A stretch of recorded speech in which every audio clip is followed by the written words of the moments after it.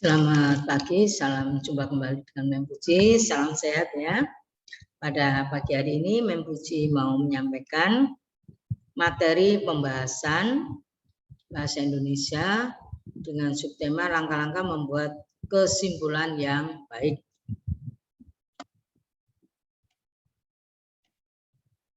Anak-anak, kalian bisa membuka buku paket halaman apa? Halaman 30 sampai 33. Di situ kalian tahu judul, yaitu jenis umbi dan manfaatnya. Kalian tadi sudah membaca bacaan dengan baik, ya. Dari awal hingga akhir tadi sudah kalian baca dengan baik, suara lantang, ya jelas. Saya percaya kalian bisa memahami inti dari sebuah bacaan tersebut. Setelah kalian tadi membaca teks tersebut di atas tadi, sekarang lakukanlah beberapa kegiatan. Satu, yaitu temukan informasi tentang manfaat umbi dan tuliskan pada tabel. Yang kedua, tuliskan jenis umbi yang ada di sekitarnya. Tadi sudah kita bahas bersama, kita beroleh informasi yaitu bahwa singkong, yang kita lihat ini ada singkong, kentang, talas, ganyong, suwek, uwi, gadung, garut. Dijadikan makanan pengganti beras. Diolah menjadi tepung untuk singkong, diolah menjadi makanan pengganti beras. Diolah menjadi tepung gaplek, tepung tapioka. Yang kedua, kentang diolah sebagai sayur, misalnya sop, sambal goreng kentang, kue kroket, kue lumpur ya. Tiga itu talas, diolah menjadi tepung talas. Tepung ini untuk pembuatan dodol, cistik, bolu, dan olahan talas lainnya. Ganyong adalah umbi. Ganyong adalah umbi yang bermanfaat untuk pengobatan sakit panas dalam dan radang saluran kencing.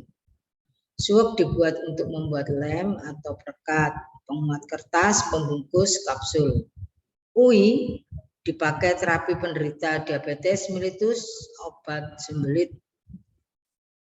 Gadung mengobati keputihan, kencing manis, nyeri, empedu, rematik. Garut membuat kue, mie, roti, kering, bubur bayi. Nah, ini tadi beberapa informasi, banyak informasi yang belum dicakup di sini ya. Kita sudah menuliskan beberapa informasi saja. Dan berikutnya di sini, tadi ada yang pertanyaan kedua tadi,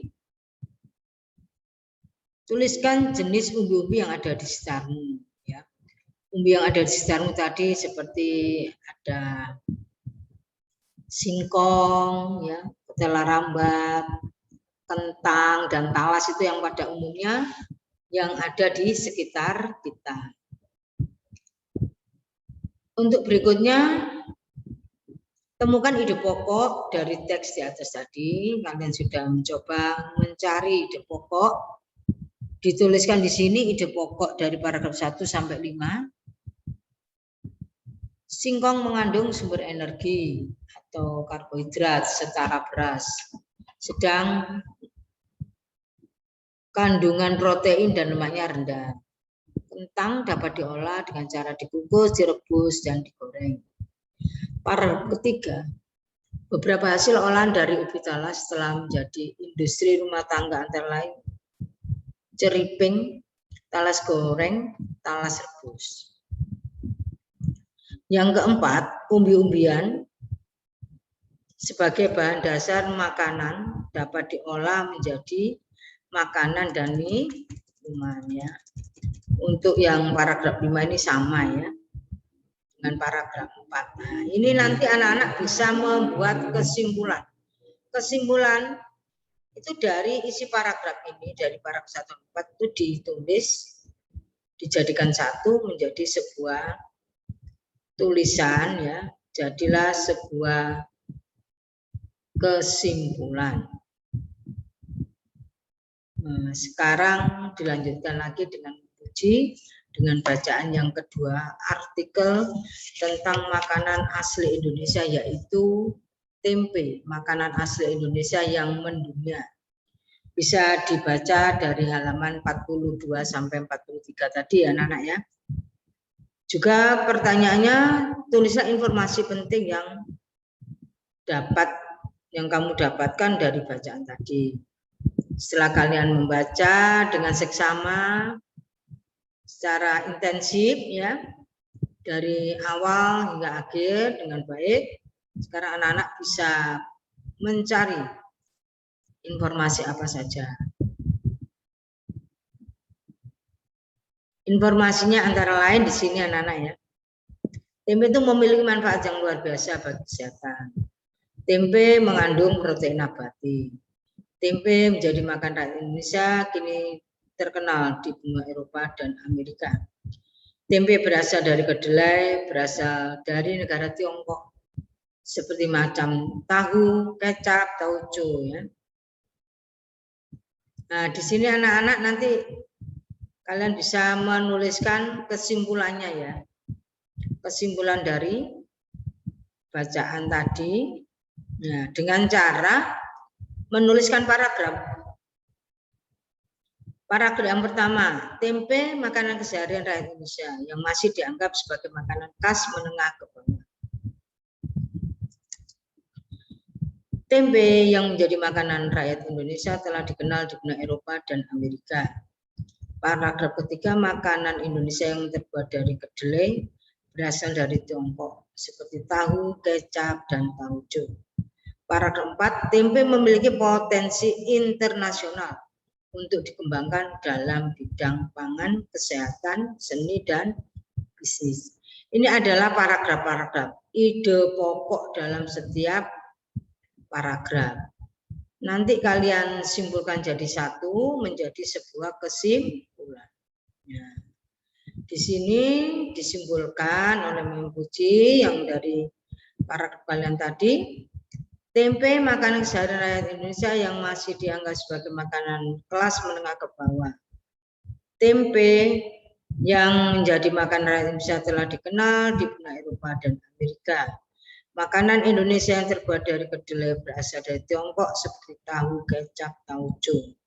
Tempe memiliki potensi internasional untuk dikembangkan dalam bidang pangan, kesehatan, seni, dan bisnis. Ini adalah kesimpulan dari setelah membaca, anak-anak menarik ide pokok.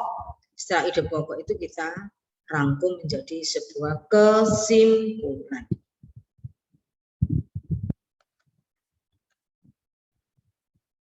Nah, di sini rangkumannya. Kesimpulan bacaan adalah intisari dari sebuah bacaan. Agar dapat menyimpulkan bacaan, kamu harus membaca seluruh paragraf dari teks bacaan. Cara menyimpulkan isi bacaan adalah sebagai berikut. Bacalah secara intensif seluruh bacaan dari awal hingga akhir. B. Tentukan ide pokok dari masing-masing paragraf pada teks bacaan. Simpulkan isi bacaan berdasarkan ide pokok seluruh paragraf. Ya.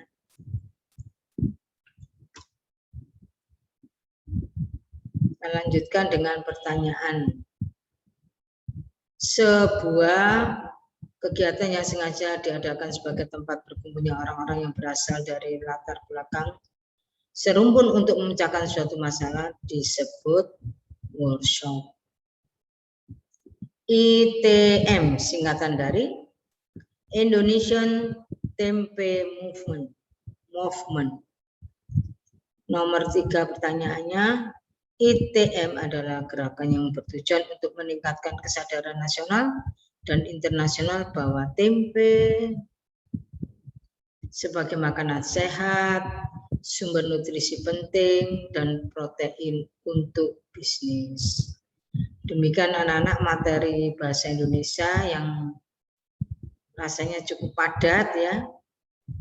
Mohon dipahami baik-baik, terutama membuat kesimpulan sebuah isi bacaan. Terima kasih, selamat belajar. Tuhan memberkati, sampai jumpa, salam sehat.